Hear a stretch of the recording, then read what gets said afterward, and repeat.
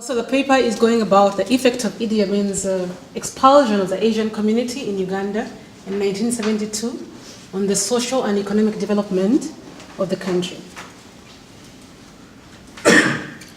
So the paper does show a good lesson that coexisting and tolerating different races and mutual respect for each other is vital for social and economic development of a nation. Now, a little bit of the historical background. Uganda is located in East Africa. It's a former British colony, and it gains its independence from Britain in 1962. But at the same time, one more interesting thing to know maybe is that Uganda has the source of the Nile, and the Nile is the longest river in the world, one of the longest. And it's also harboring Lake Victoria, which is the third largest freshwater lake in the world. So that's a little bit about the history of Uganda. Now, concerning the Asian influence on the economy, before our independence and also immediately after independence, Uganda had a very large population of Asians at that time. Now, the Asians we're talking about here are mainly the Asians of Indian origin. And of course, many of these Asians came into the country as skilled people or semi-skilled people. They were brought in by the British people to work in the banks, to work on the railway. The East African Railway was being built at that time, and the Asians were more skilled than the local people. So many of these were brought in to do that semi-skilled and skilled kind of work. Then we also had very large numbers of Asians who had been living in Uganda for so many generations, from one generation to the next. So they were actually part of the society. Then many of the Asians in East Africa and Uganda were in the banking and trade business, where they were employed by the British.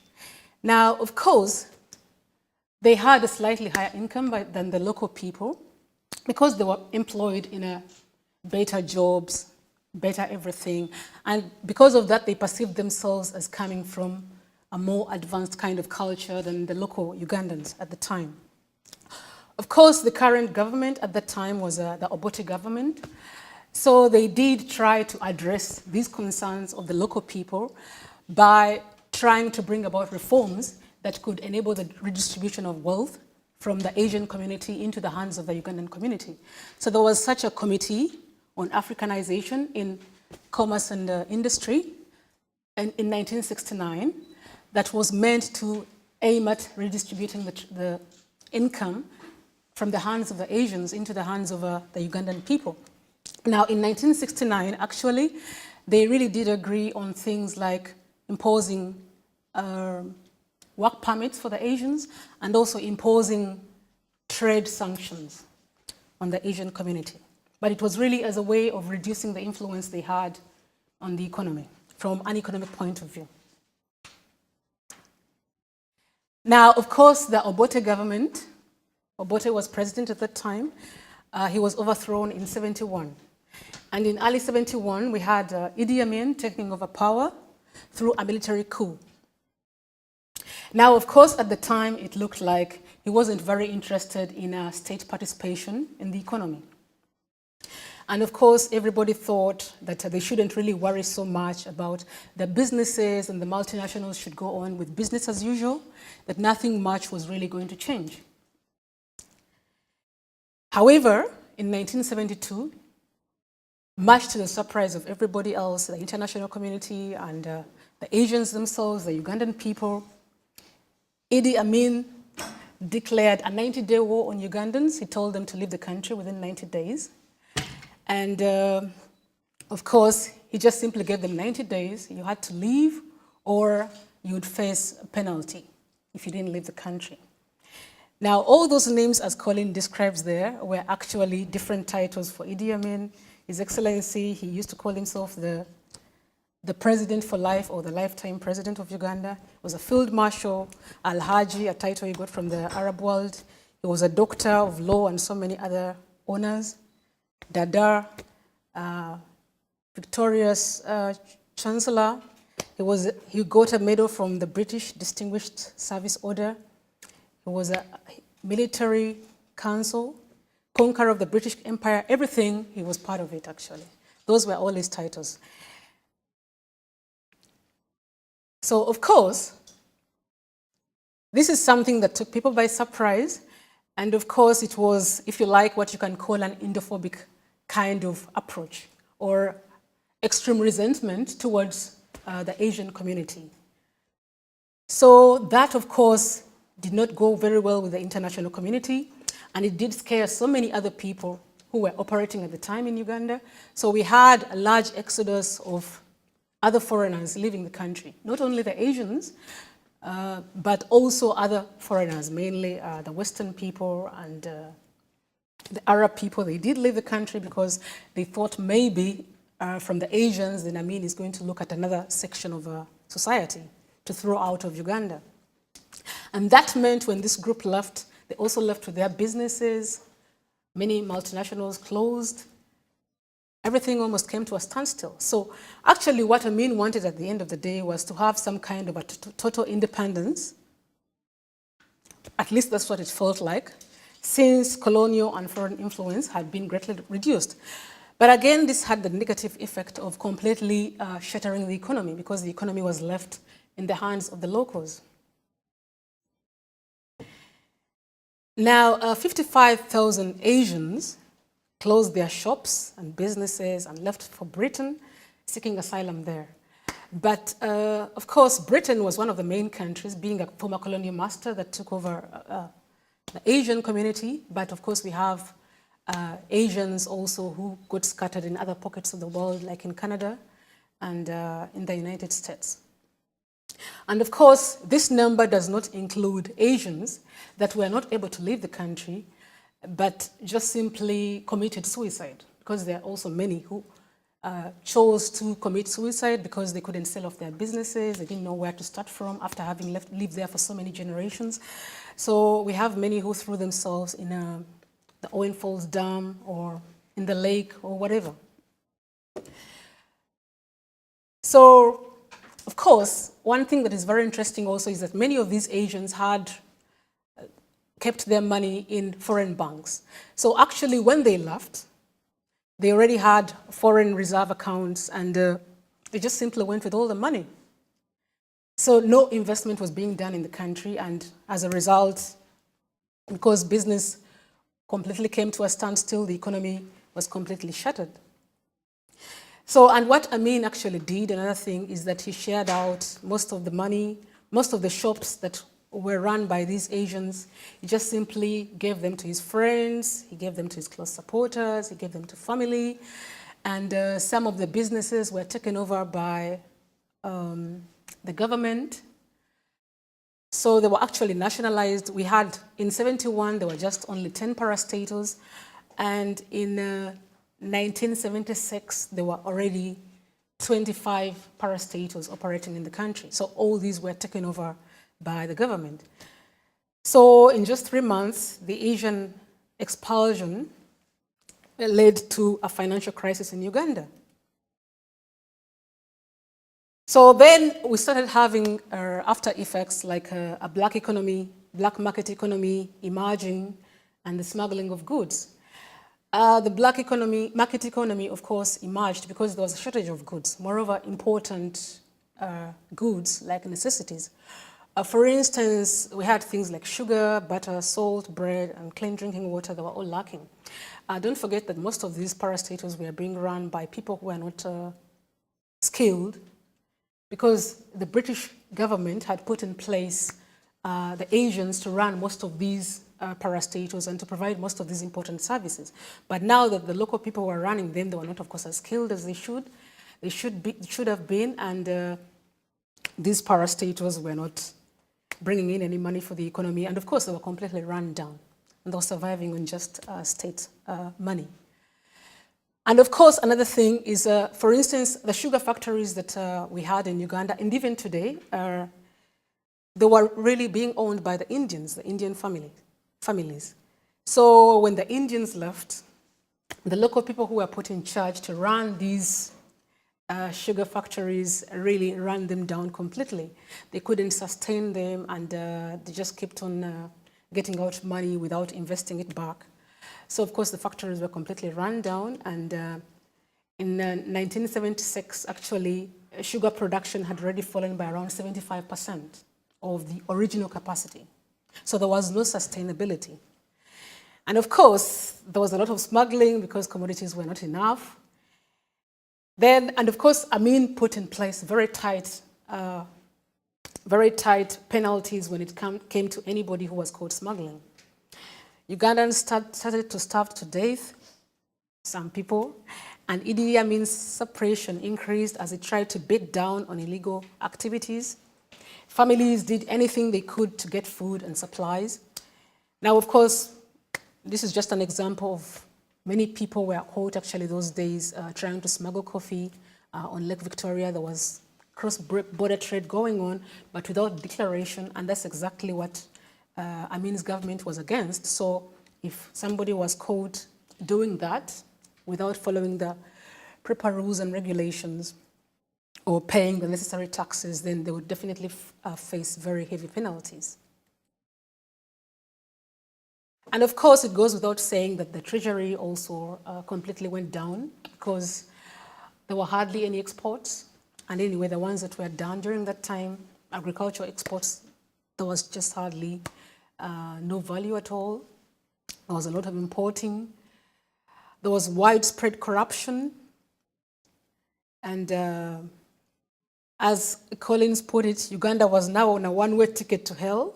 All petty criminals, smugglers, and those that complained about Amin were rounded up, taken into fields with their arms tied behind their backs and shot as opposers or insurrectionists and terrorists to the current government. So, sorry, I didn't warn you before, but this is a picture he also put. It just simply shows some of the measures that he used to take when somebody was caught smuggling or doing something that was really against what was supposed to be done, or a terrorist. This was not uncommon in those days. Many people were shot by firing squad. Then we continue with the effects. The GDP growth rate fell from negative 0.2 in 1971 to negative 11 in 1971. Then we had the GDP per capita, it also fell. GDP, gross domestic savings GDP ratio in percentage terms fell from 13% in 1971 to 0 in 1979. Export GDP ratio also fell, and also the total external debt more than doubled from 1971 to 1979, as you can see. And the GDP, gross domestic investment GDP ratio percentage also fell from 1971, from 11 in 1971 to 6 in 1979. Now that's a graphical illustration of what was happening, what I've just been talking about. As you can see on this graph, from 1971 to 1979, that's actually the time when Amin was in power. And throughout that period, economic activity was really at its lowest. It just kept on declining year by year.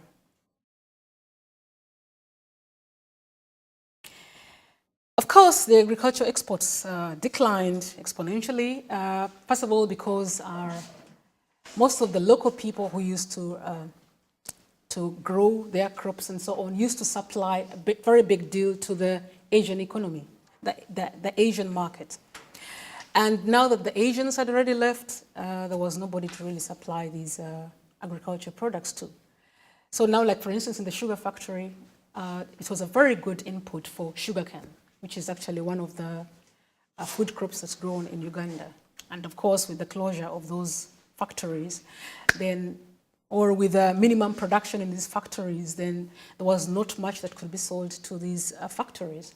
So most people felt discouraged to be involved in agriculture, and many people left agriculture because it wasn't paying off. It goes without saying that the real value of salaries and wages also fell by 90% in less than a decade. And of course, during that time, we had so many people leaving the country, those who could. I'm sure wherever you come from, you must be knowing some Ugandans who are staying abroad, and I'm sure some could have told you already that they left for political reasons during the time when the country was very unstable. So, of course, there was a lot of corruption. Amin's regime was completely unruly. And the regime became disliked, especially in areas which suffered most. Now, you may ask yourself which areas may have suffered most. Amin was coming from the northern part of the country, although it is rumored that he was originally coming from Sudan.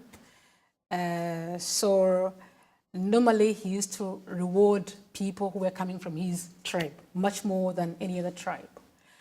So the areas that suffered more were those areas that were not coming actually from Amin's tribe, so to speak.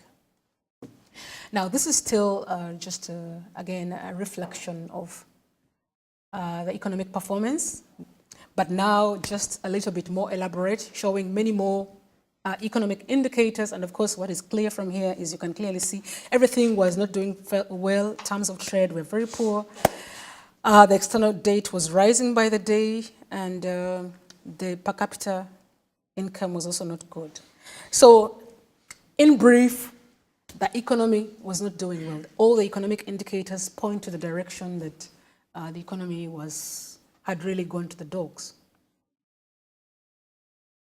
Now, Amin was overthrown in 1979 through a coup d'etat, and it was a combined force of the Tanzanian army and the Ugandan rebel groups. They managed to throw him out of power. And after that, we had a series of 4 other leaders up to 1986. But still, the economy was not doing fine because there was a total lack of investor confidence, and there was still a lot of political instability. So you can say that even if Amin left from 1979 till 1986, we still had a nightmare back home. Now, all this changed in 1996 when we had a new leader, also a military leader, but he came with good intentions, Yoweri Kaguta Museveni, who is the current leader now. And when he came, he realized that investor confidence was at an all-time low, economic activity was so low, and of course, Uganda had a poor reputation on the world map for being disorderly and having dictatorial leaders and having everything in a mess. So one of his main agendas was to try and build again investor confidence. And one of the ways he did this was by putting in place a departed Asians custodian board. That's the first thing he did. And the aim of this departed Asians custodian board was to call back all the Asians who had left the country and who had property and could prove that they still had the titles and everything, they owned this property, they could come back to the country and invest or re-own their property. They could come back and claim their property back. And indeed, it had a very good impression. It created a very good impression on the world scene. And indeed, also for the Asians who were living abroad, because there are many who confessed, even if they had gone abroad, they still felt Uganda was their home because they had lived there from one generation to the next. So we had many coming back in large numbers, but some, of course, could not come back. But still, they had their children and so on. They came back to own their property. So that is what Collins is trying to say here. Many Ugandans returned to many Indian Ugandans returned to the country to help rebuild the economy that was shattered after their exodus. And of course, this again raised the investor confidence. So what you see is that when Museveni came into power, in the early 90s, Uganda had one of the highest growth rates in Africa because of restoration of investor confidence.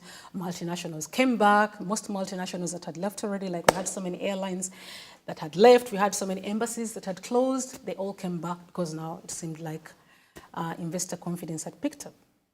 The Asian community recaptured its position once again, and today, as I speak, there are many Asians operating in different sectors of the society.